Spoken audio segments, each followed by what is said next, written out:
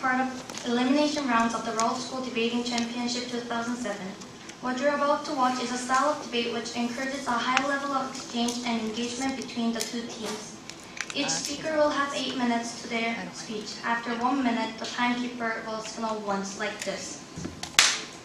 After the sound, the debaters on the other team may offer points of information to the speaker. Debaters must stand up when they offer points of information. The speaker holding the floor may choose to accept or to decline a point when it is offered.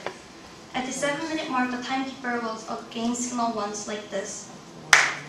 After the sound, no more points of information may be offered for the rest of the speech. At the 8-minute mark, the timekeeper will make a double signal like this. After the sound, the speaker must conclude within a few seconds. There will be a short break at the end of each speech for the adjudicators to complete their notes. After the 6-minute speech, each team will have the opportunity to make a 4-minute reply speech. This can be made by either the first or second speaker on the team. No points of information are allowed during reply speech. The opposition will make the reply speech first. Before the debate begins, the audience are reminded to switch off all the phones, pagers, and anything else which might disturb the debaters. Should you need to exit or re-enter the room for any reason during the debate, please wait until the end of the speech to do so. The proposition team for this debate is Team from Korea. Their first speaker is Albert Hong, their second speaker is Seo Hee-im, and their third speaker is Won-jun Jang.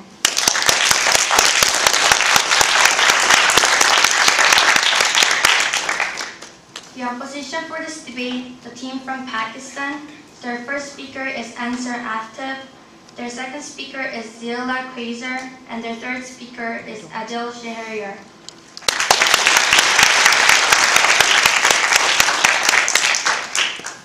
The adjudicators for this debate are Mr. Mark Gabriel from Singapore, Mr. Malcolm Smart from Scotland, and Mr. Vivendra Varono from Indonesia. The motion for this debate is this House would force organization to place more women in senior position. I now call upon the first speaker for the proposition to open the debate. Please welcome Albert Hong.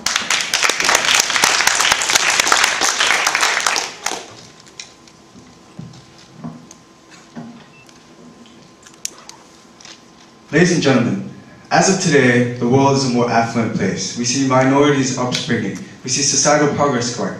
But there's one sector of the society that isn't growing, and that is the sector of women. Now, in today's world, women are faced with a glass ceiling. They simply can't reach the heights that they could if they were based on simple meritocracy. So that only proves to us today, ladies and gentlemen, that we must force organizations to place more women in senior positions, and that is exactly what we're going to prove today. But to begin with, in order to even have a chance at this debate, what the opposition needs to prove to us today is that 1, women aren't as good as men, and 2, women are already receiving what they deserve. If they can't carry these 2 points, they simply don't have any basis for their case. Now I'd like to go into the constructive and first deal with the parameters of today's debate by defining key words. Force we define as to pass a legislation that requires. Organizations we define as social, political, and commercial institutions such as companies, parliaments, and NGOs. And senior positions we define as administrative status of leadership. With the parameters set, I'd now like to organize our case so as to, for both sides today. Our case split is as such. As first speaker, I will be addressing 2 key points. Our first point is that it creates a level playing field. The second point I will be dealing with is that it gets rid of the prejudice that is prevalent in today's society against women. Our excellent second speaker will be addressing our third point about how it benefits the image of organizations worldwide. And our third speaker will not only solidify but bolster our points and outline the main clashes of today's debate. With the organization set, as a team, we'll be proving to you that placing more women in senior positions cures the bias of the past and the present. And this is the stance that we'd like to take today. Now, our policy is as such. We want to pass legislation that makes an organization select a bigger pool of people eligible for a position and choose a preliminary selection based on meritocracy. This ensures that everyone is qualified. Within this pool, companies will have a quota system whereby they will select a minimum of 30% women. If the organization does not adhere to this policy, the company will be imposed a tax upon, and which they will have to pay in order to continue.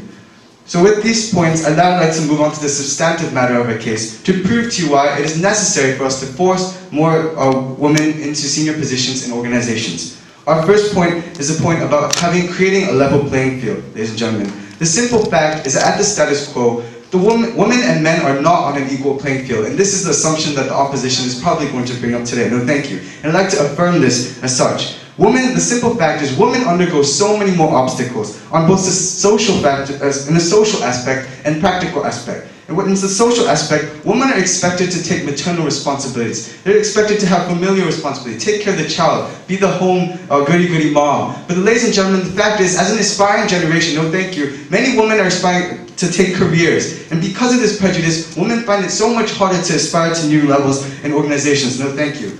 On the second point, on the second aspect, about practical aspects, the simple thing is that in today's society, women are simply hindered on economic level in that they earn less. It's harder to rise up in positions. How many women CEOs do you know in Asia, ladies and gentlemen? In fact, according to the Bureau of Labor Statistics, women earn 52.2% of what male surgeons and physicians would earn. No, thank you. But the simple fact is there's no difference in real meritocracy. There's no difference in intelligence. In Ivy Leagues, over 50% are women. No, thank you. They're intellectually fine, but they're being prejudiced against. So as we can see, the tragic context of this is what sets the debate for today. By allowing women to enter into senior positions, we're creating an equal playing field. Because women are not on the same level of men in terms of being able to aspire, we're creating an equal level playing field for them to reach new heights based on their meritocracy. Yes.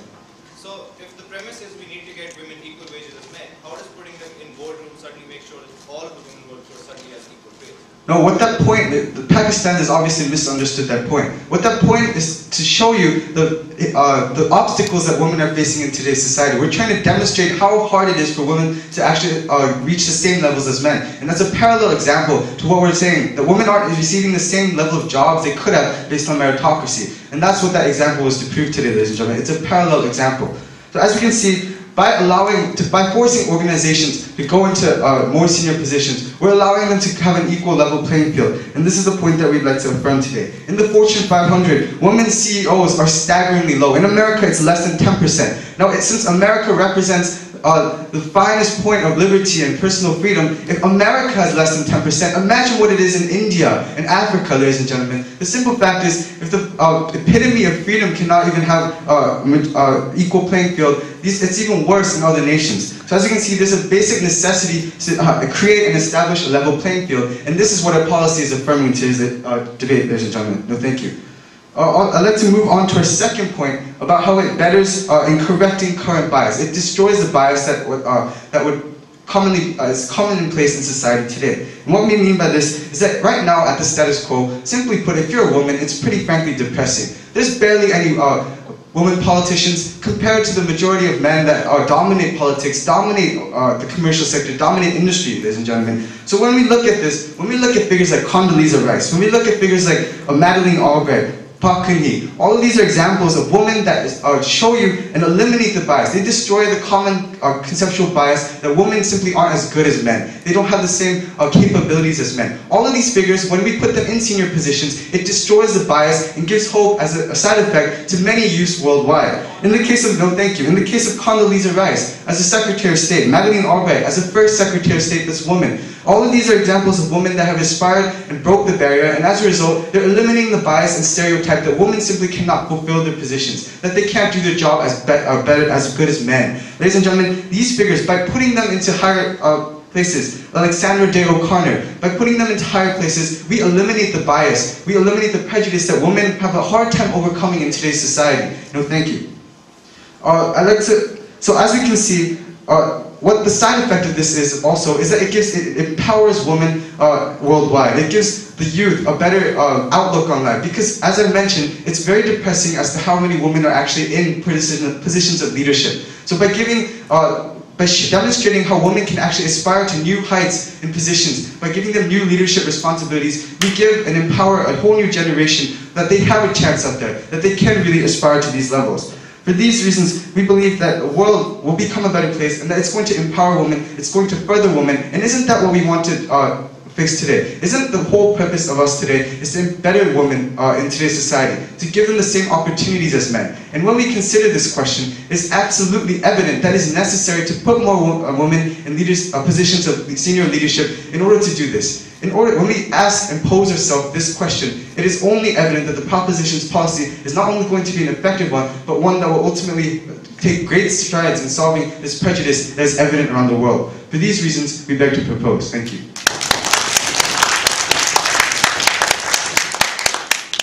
The speaker spoke for 7 minutes and 43 seconds.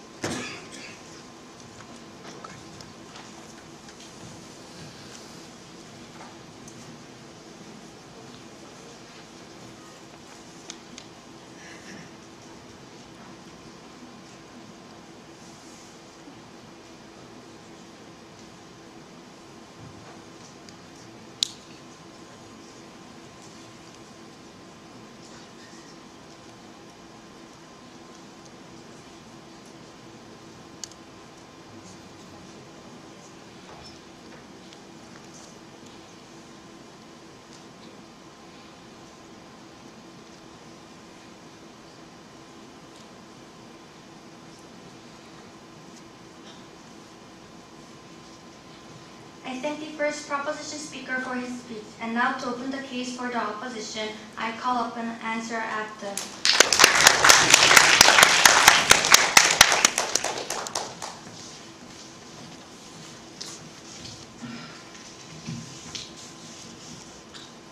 So, ladies and gentlemen, Team Proposition would want you to believe that they stand here for equal opportunity.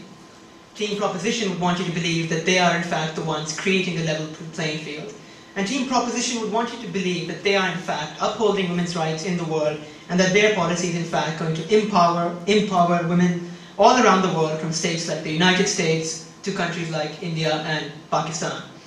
But what Team Opposition, ladies and gentlemen, is going to show to you during the course of our debate is that their policy that they seek to implement is A, discriminatory, and thus contradicts their own premise of creating equal opportunity.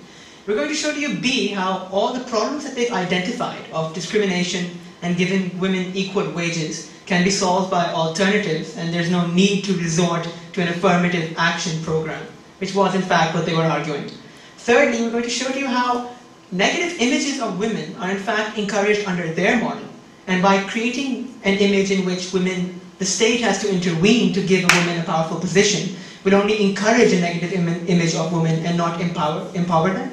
And finally, ladies and gentlemen, Gina's going to come up to you, and she's going to talk to you about the effects of the very women in the workplace who are forced or who are put into these senior positions and thus face resentment and ostracization within the workplace itself.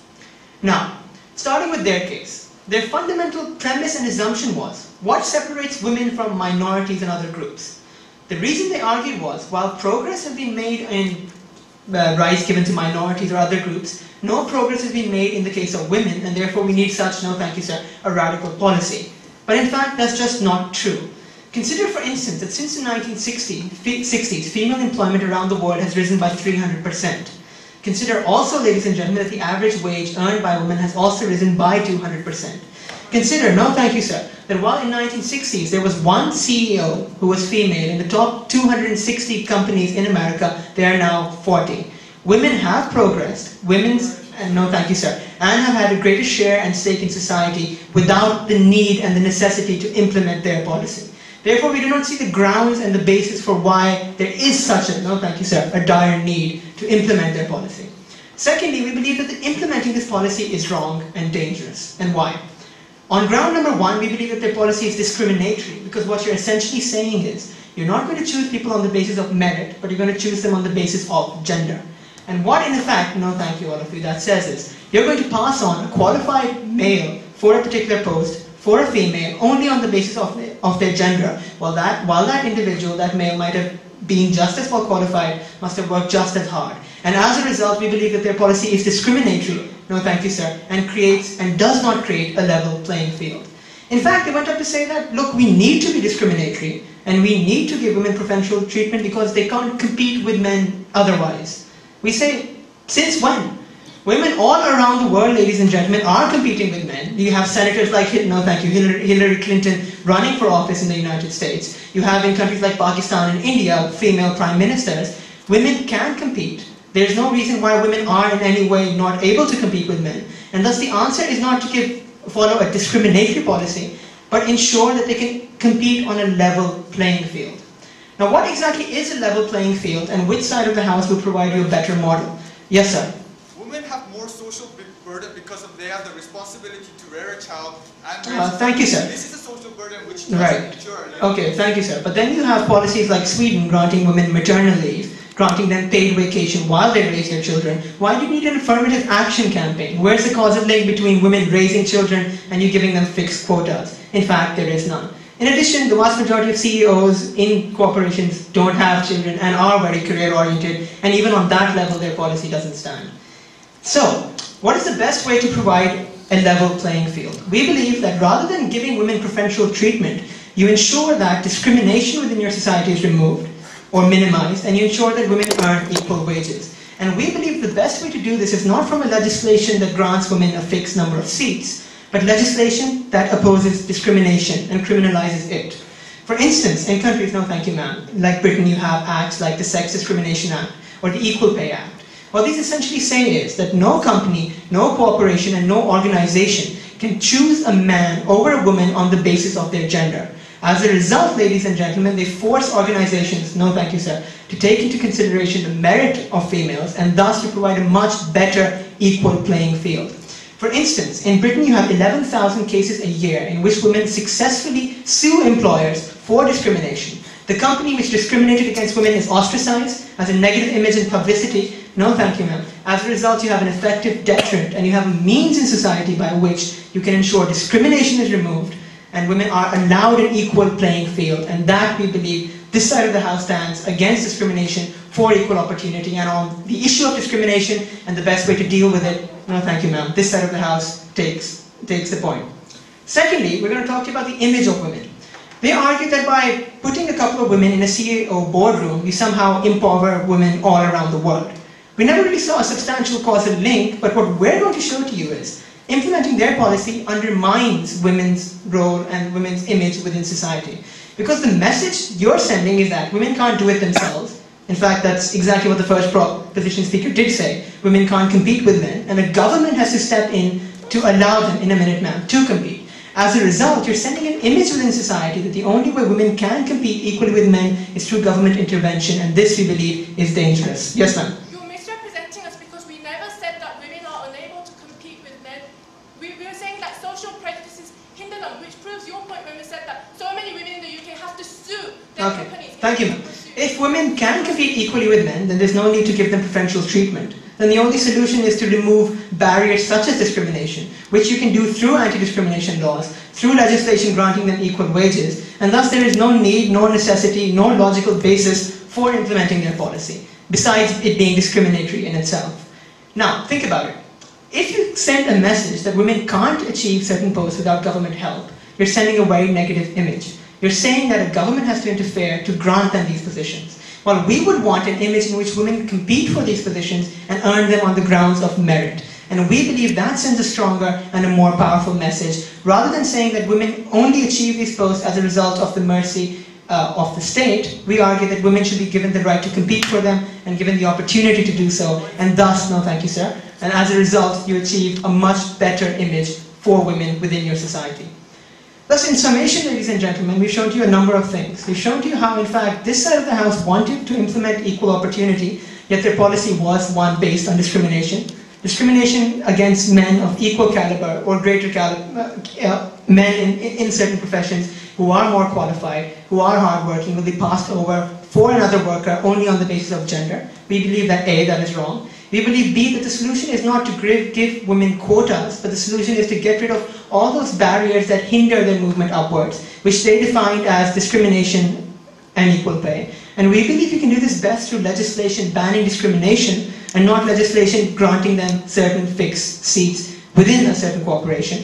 And finally, we've shown to you how their policy sends a negative image of women women that in fact they can't do this themselves and a government has to step in. And we believe that's a dangerous image and a negative image to send. And thus on all these grounds, we ask you to vote for the side that truly supports meritocracy. We ask you to vote opposition. Thank you.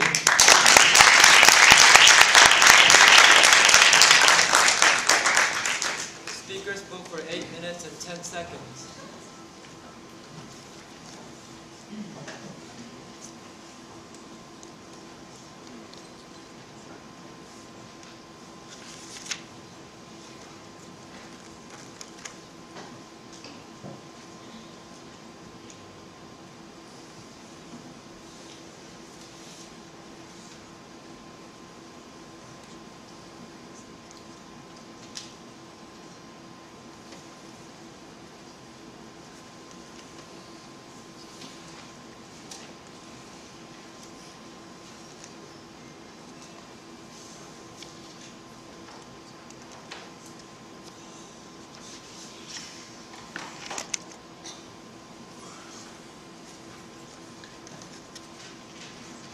I thank the first opposition speaker for his speech, and now to continue the case for the proposition, I call upon Saw-Hee Im.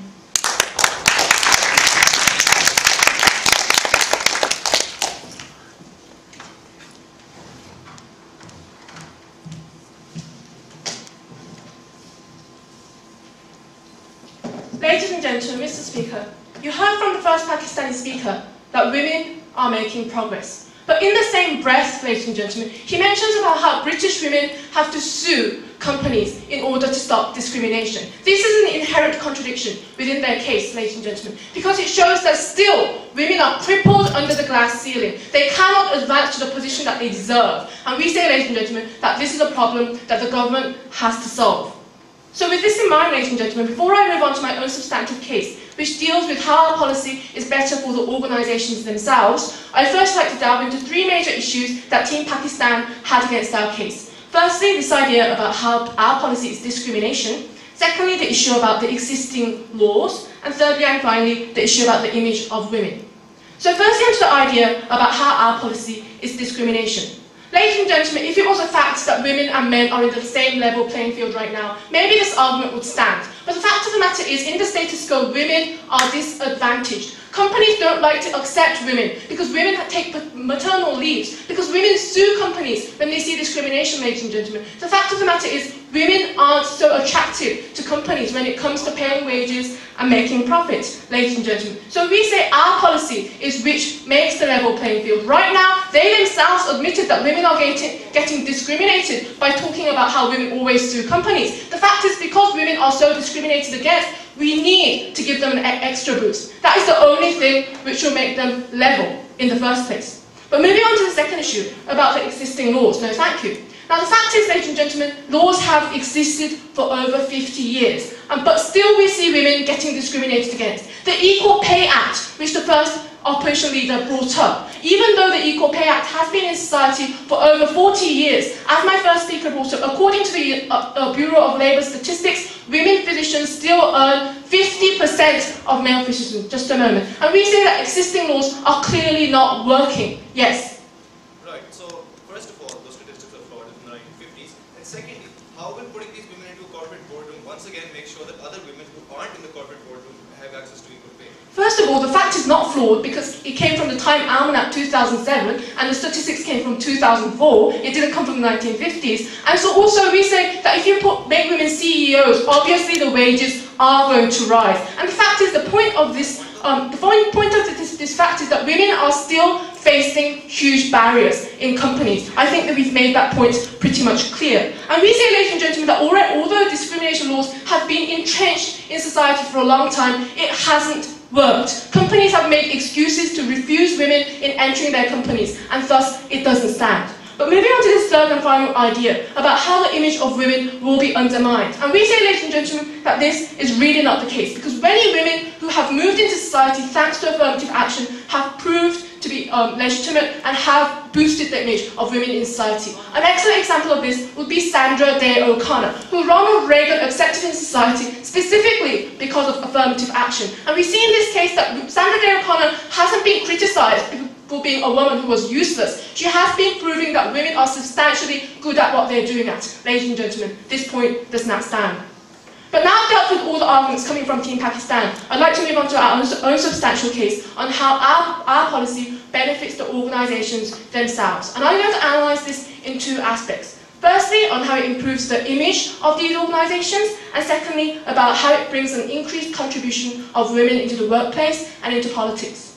So firstly, onto the idea about how it increases the image of these organisations. Now, we all know, ladies and gentlemen, in the 21st century, the image of a company or a political party is vital. And the fact is, ladies and gentlemen, be it a company or a political party, you have to appease 50% of the population, which happen to be women. And if you look at political parties, 50% of the vote that they're achieving to get come from women. In the case of companies, in many instances, women are the ones who hold the purse strings, and thus it's important to appease women. And what we see, ladies and gentlemen, is that when companies give the image that they're an old boys club, many customers are turned down because of this bad image. And when many companies and political organisations are using so much money in PR, we say it would be good if we adopt this policy and show that these organisations are open to diversity, open to women who are qualified. So an excellent example of this, ladies and gentlemen, would be Toyota. When Toyota was expanding its market into Europe, what they did was they firstly expanded their women's quota. Why? Because they recognised that they had the entrenched image, no thank you, that Toyota was an old boys club dominated by Japanese men. So what they did, ladies and gentlemen, they set a certain quota on accepting women. And what happened? Toyota experienced a huge success in terms of marketing because they gave a better image, ladies and gentlemen, that they're open to new ideas and open to women. Another example of this would be the Bush administration, ladies and gentlemen. The Bush administration used 4 women in their cabinet, which was a huge advance after the senior George Bush administration, just a moment, and the Clinton administration, which only had 1 woman in their cabinet. By doing so, they increased their PR hugely. Yes? So we have nothing against companies increasing their PR by attracting more women. Why would you want a government to force them to do so? Because the fact is, many companies and organisations aren't doing so. We're saying that these companies will be willing to accept the policy that the proposition is proposing today because it will benefit them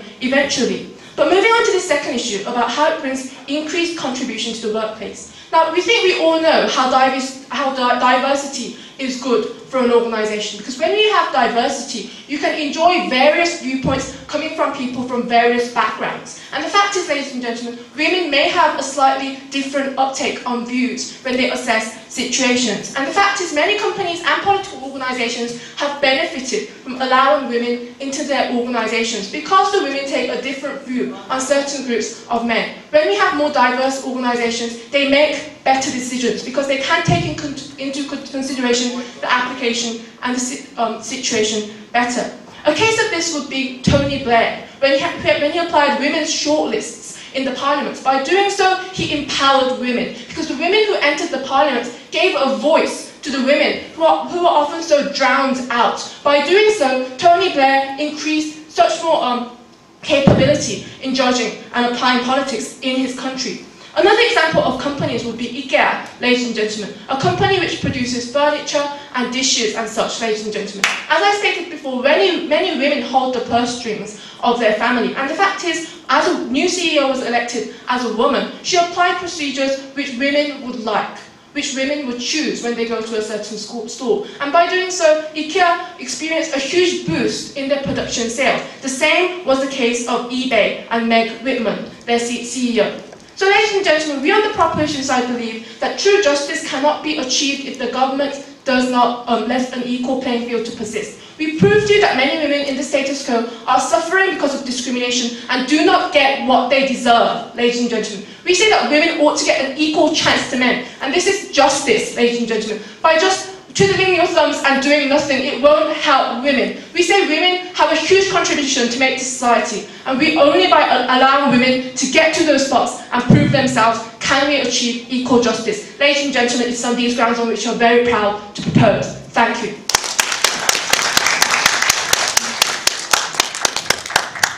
Speakers spoke for 8 minutes.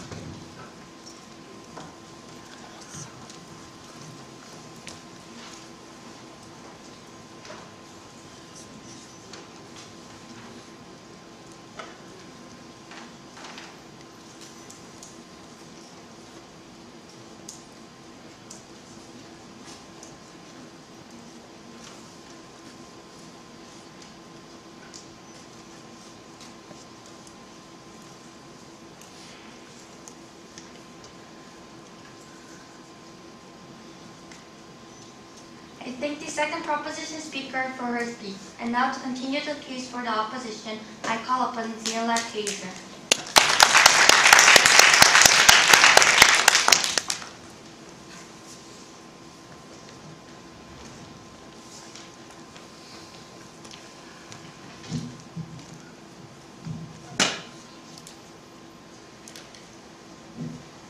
Ladies and gentlemen, let's begin by identifying the issue or the problem in today's debate. The problem that both sides are setting out to solve.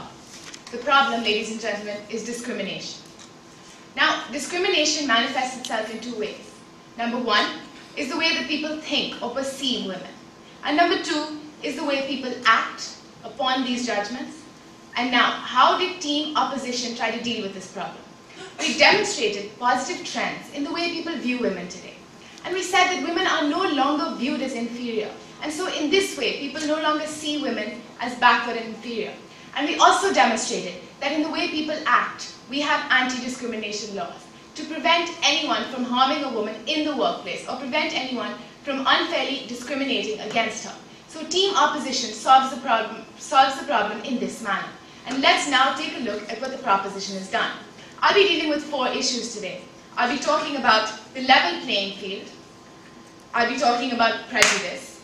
I'll be talking about the image of the organization. And I'll be talking about the effect on the woman herself. So let's begin, ladies and gentlemen, with what team proposition wanted to talk about. The level playing field. Now, they said there isn't a level playing field for 2 reasons. Number 1, the social aspect, and number 2, the practical aspect. Now, ladies and gentlemen, we didn't really see analysis here as to why women are actually backward. Because women nowadays go to the same schools. They get the same education. Women today are not, ladies and gentlemen, expected to raise their families on their own. It simply doesn't happen today. You see men helping out at home, and you see, number 3, that it is also the woman's choice whether she wants to prioritize her career or her family. There is no obligation on any woman today to have to look after her family alone, ladies and gentlemen. Assumption from this side of the house.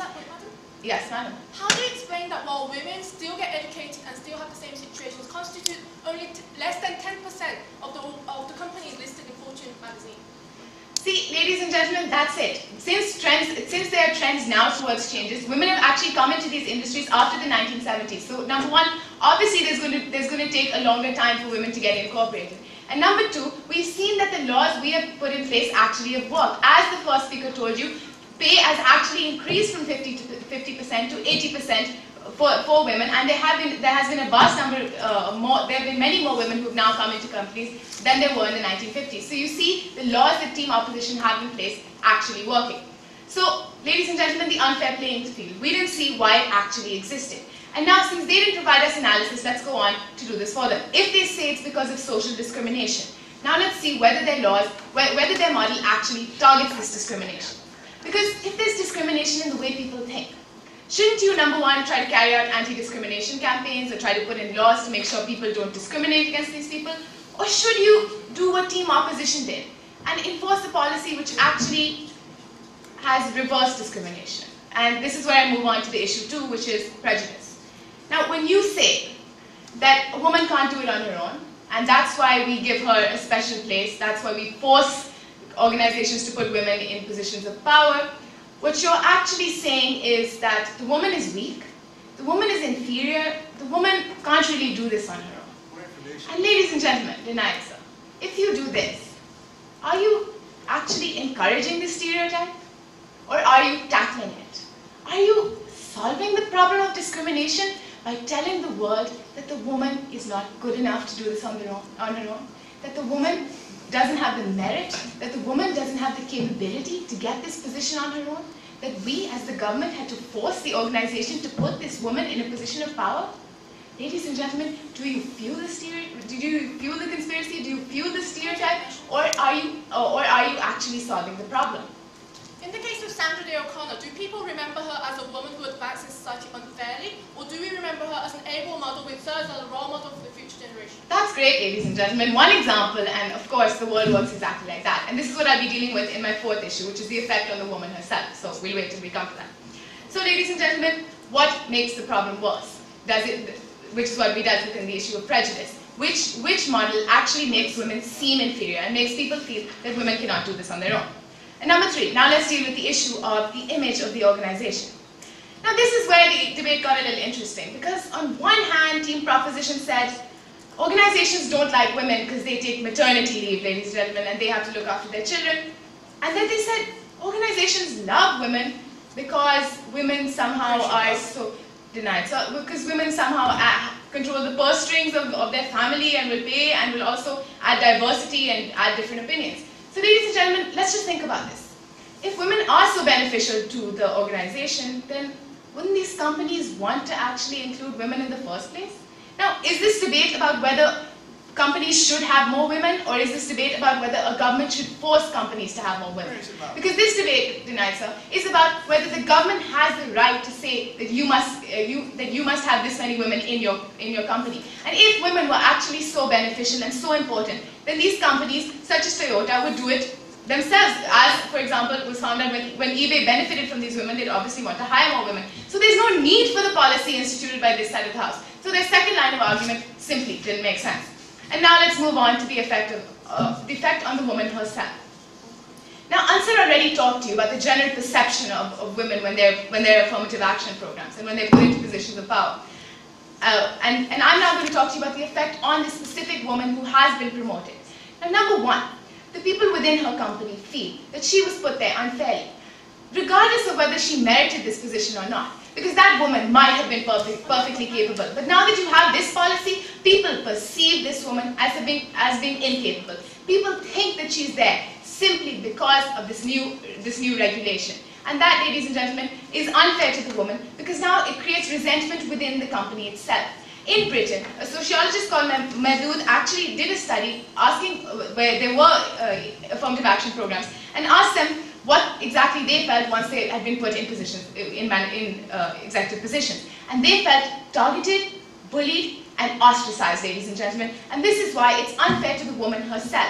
And now, denied, madam. And now that you have this woman who people resent and feel that she's put in position unfairly, any policy decisions that she tries to take are severely criticized, ladies and gentlemen. And is it fair to this woman who did deserve it, who did have the merit? Is it fair to her to no longer be taken seriously, for her credibility to be undermined, simply because of a policy that was not required, which Team Proposition tried to put forward today? So ladies and gentlemen, what are we talking about today? We're talking about discrimination and how we best deal with the problem. We're talking about the effect on the woman in the company and how best to benefit her. We're talking about, ladies and gentlemen, what the way is to target the problem. And today we say, if you want no discrimination, if you want to help the woman, then you have maternity leave, like they do in Amsterdam. In fact, you can even have paternity leave, ladies and gentlemen. You have laws that make sure that this woman is not discriminated against. You have anti-discrimination campaigns to help people see that the woman is not backward. And you do not, ladies and gentlemen, you do not make the problem worse by telling the people that this woman is inferior, by telling the people that the only reason she got into power was because we helped her do it. The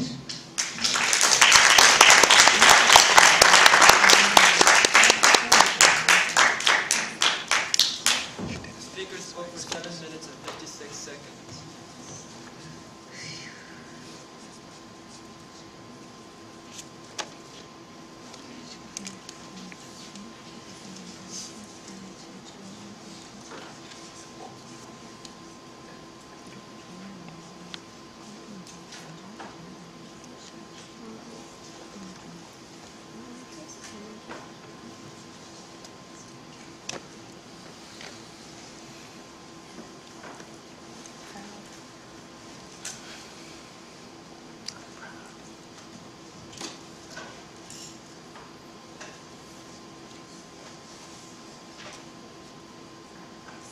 I thank the second opposition speaker for her speech. And now to continue the case for the proposition, I call upon Won Jun Jen.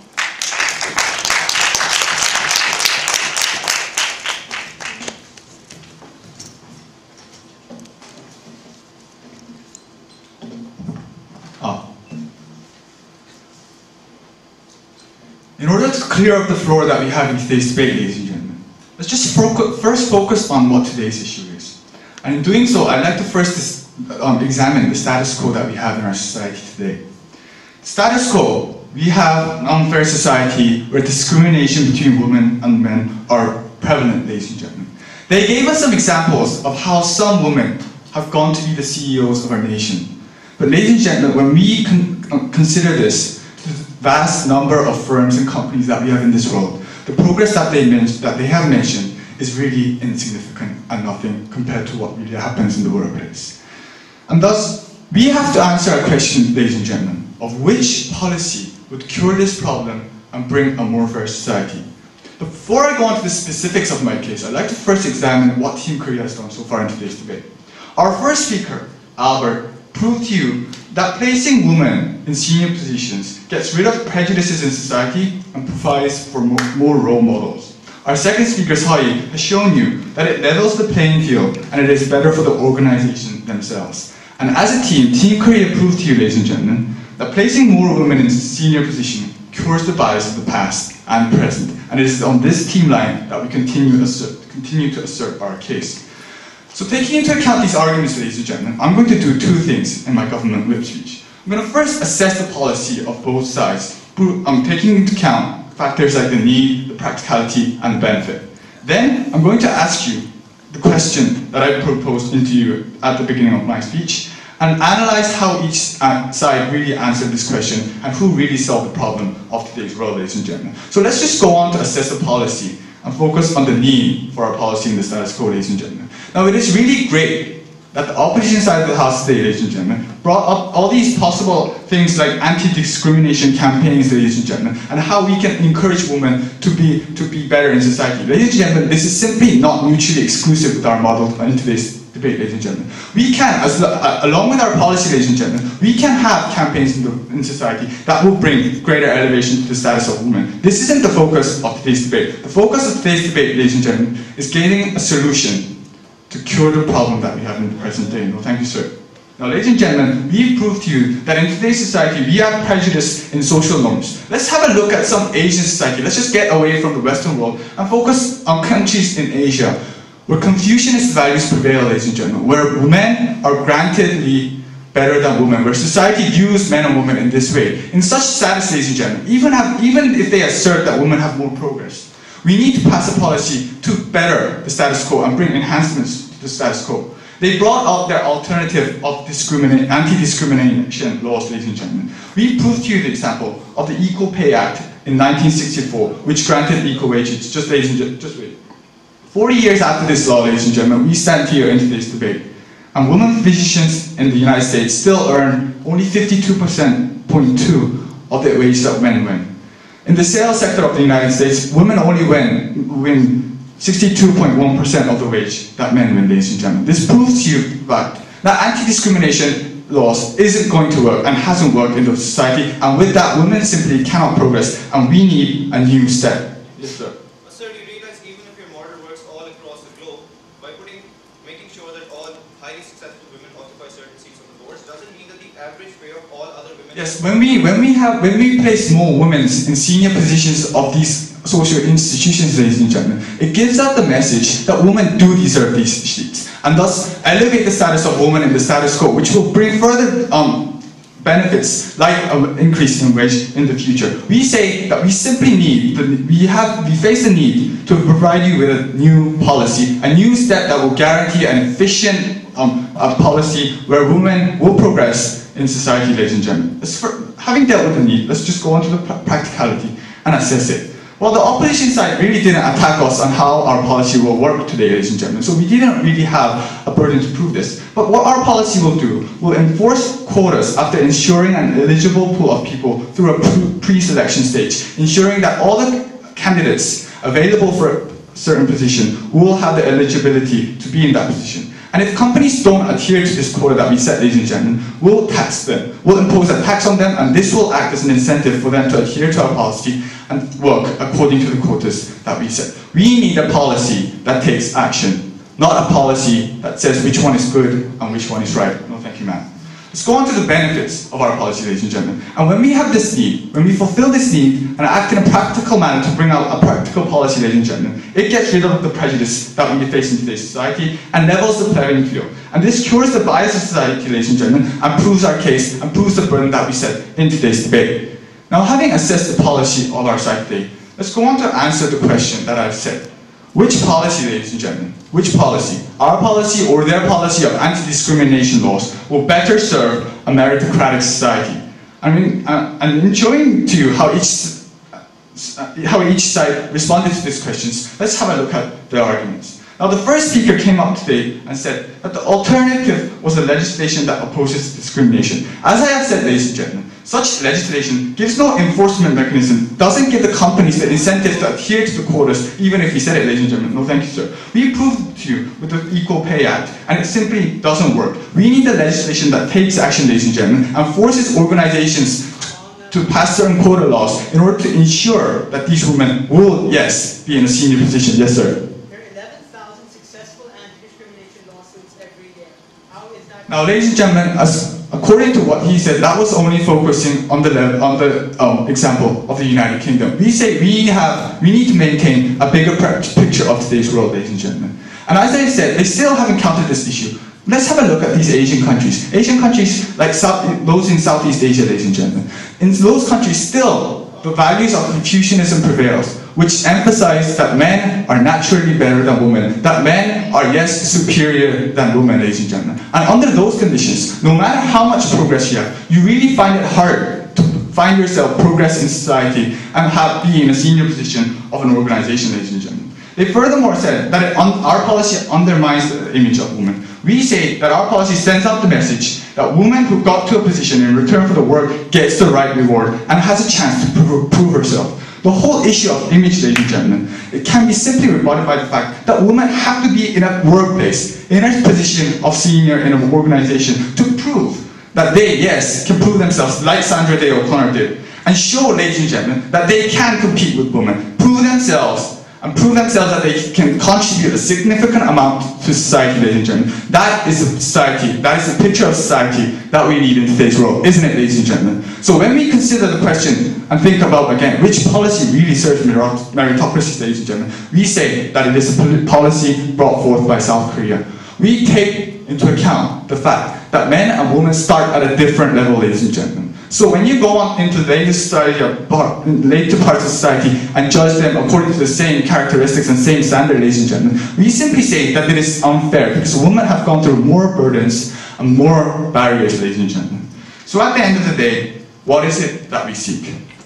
We seek a progressive society where the work a person has done gets the right merits, where people get rewarded for the burden that they have gone through in society. Ladies and gentlemen, South Korea cured the problem and brought benefits to the future. Ladies and gentlemen, we beg to propose. Thank you very much.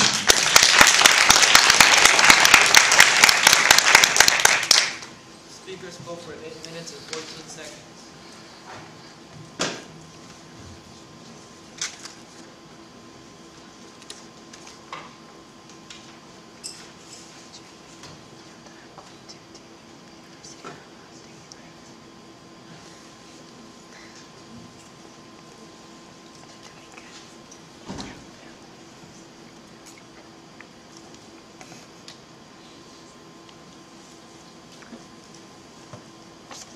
I thank the third proposition speaker for his speech, and now to continue the case for the opposition, I call upon Adel Shaharia.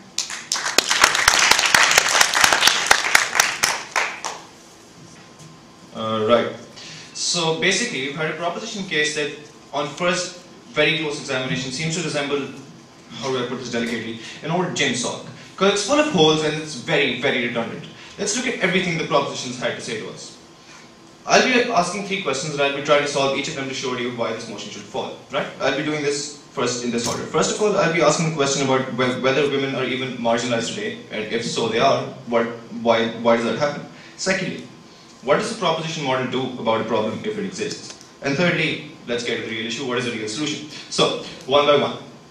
Are women even marginalized today? Now, team proposition came up and said, well, there's this concept of something called a glass ceiling. Never explained what that was, but we're assuming what that means is women eventually get stuck at a certain high level of pay and can never move past that.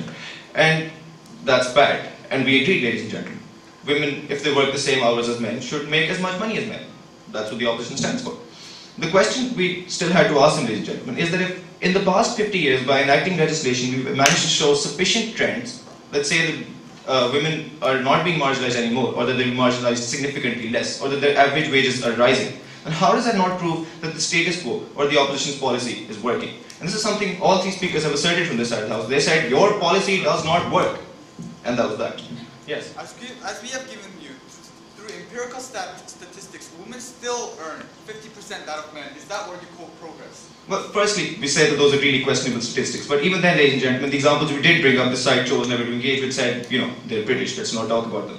We don't think that's fair, ladies and gentlemen, and the proposition still hasn't shown its empirical burden. Secondly, we said, what about the fact that, I'm sorry I'm bringing up the British again, what about the fact that there are 11,000 successful lawsuits where women do file for anti-discrimination lawsuits and actually get what they want? No, thank you.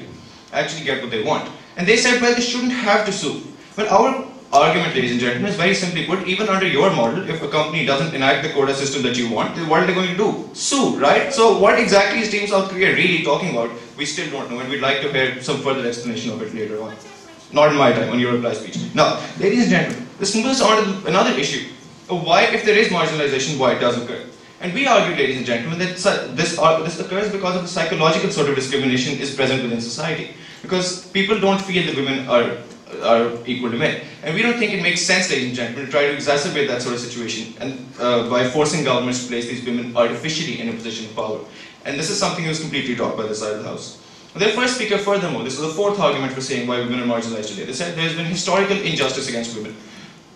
Dropped once again, ladies and gentlemen, we never heard a word about it ever again.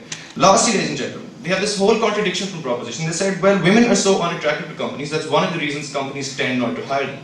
It's because they have babies. Now, right, I know, it gets funnier. Now, my point was, very simply put, that you can't have your cake and eat it too. You can't just say the women employees are so undesirable to firms and at the same time say diversity is good for business. Businesses realize that and Toyota's hiring women anyway. So our argument, ladies and gentlemen, is that it's a glaring contradiction which we've already pointed out earlier and still hasn't been addressed. Lastly, ladies and gentlemen, we pointed out, in the third speaker's speech, we heard this new reason why women are still marginalized today. They said women start out on an unequal footing.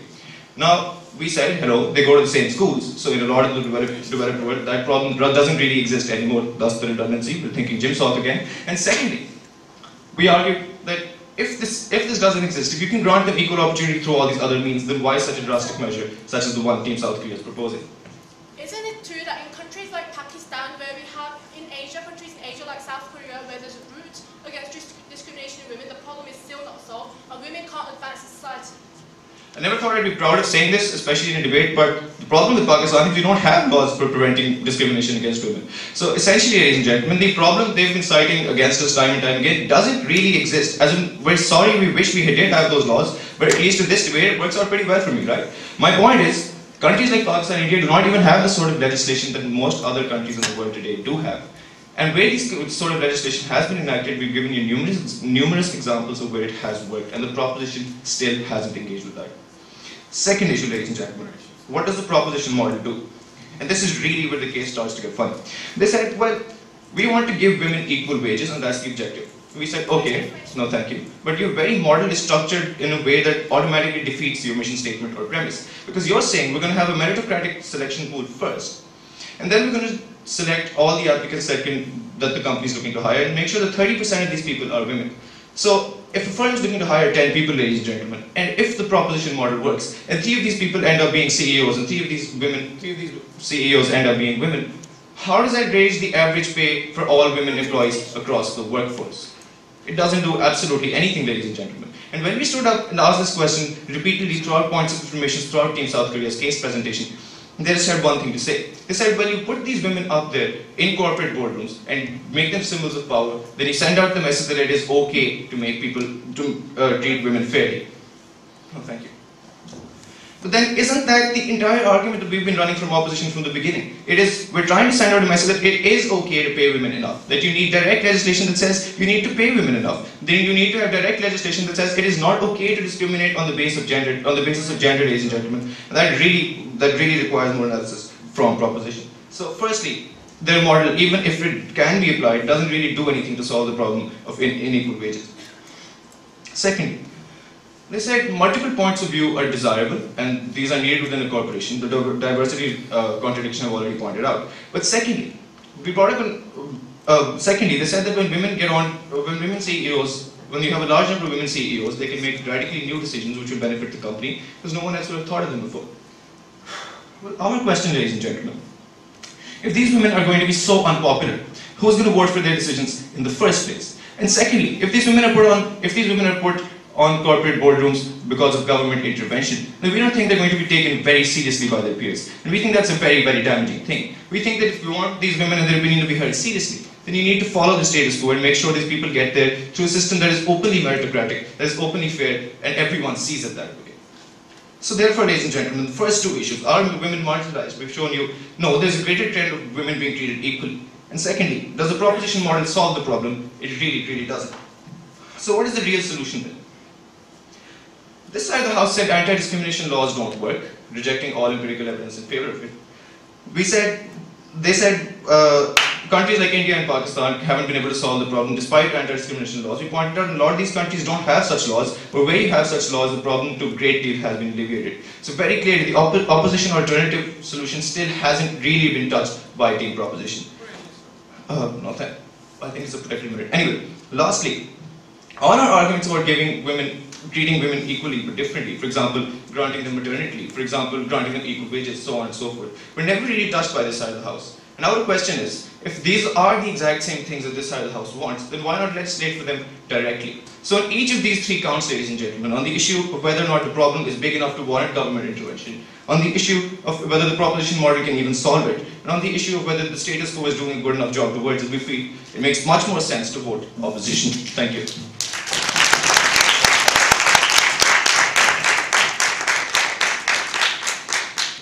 Speakers spoke for 7 minutes and 50 seconds.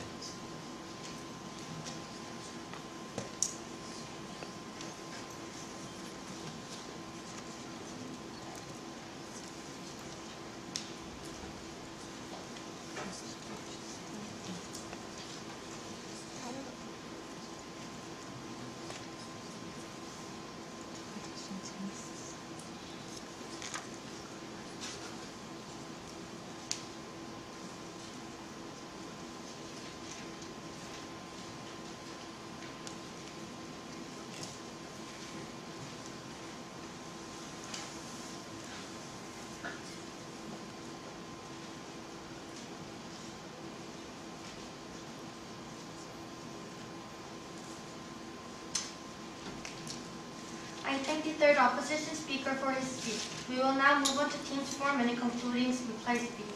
The opposition team will deliver the reply speech first. There are no points of information during reply speech. After 3 minutes, the timekeeper will signal once to let the speaker know that they have 1 minute left. After 4 minutes, the timekeeper will signal twice. To deliver the opposition's reply speech, I call upon Ansar Afzal.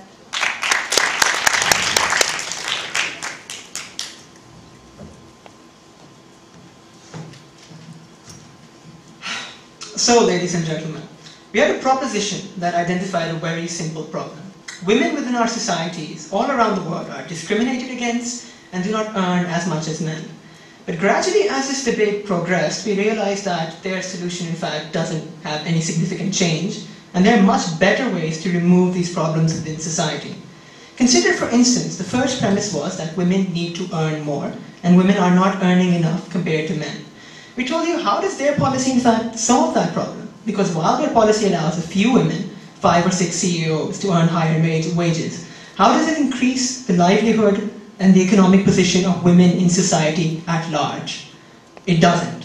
Secondly, ladies and gentlemen, even those women who now you provide with higher wages, who you provide with greater opportunity, thus a minority of women, even they themselves aren't happy in these new positions, because they've been given them, ladies and gentlemen, in a manner in which it appears they've been given something unfairly. They suffer great resentment within the workplace. No one takes them seriously, and they fail to acquire the respect of their colleagues. And as a result, even these minority of women who do earn now greater wages under their policy are not happy and cannot exercise employment fully. As a result, their policy even there failed to provide a beneficial solution. Secondly, the issue that they identified was never of discrimination. In fact, the reason why women are bad off in society, they said, was because of the glass ceiling. Now, what is the glass ceiling? It basically is that employers do not hire women because they are women. And this prevents women from progressing in society, and earning higher employment. But we told you that the answer is to tackle this glass ceiling rather than taking 5, 6 women and making them jump over it. You basically remove it. And the best way to do so is through anti-discrimination laws, which say that if you fail to hire a woman on the ground that she is female, then you will be subject to legal sanction and a lawsuit. And we told you it works all around the world where such a policy has been in place. In England, you have 11,000 lawsuits every year.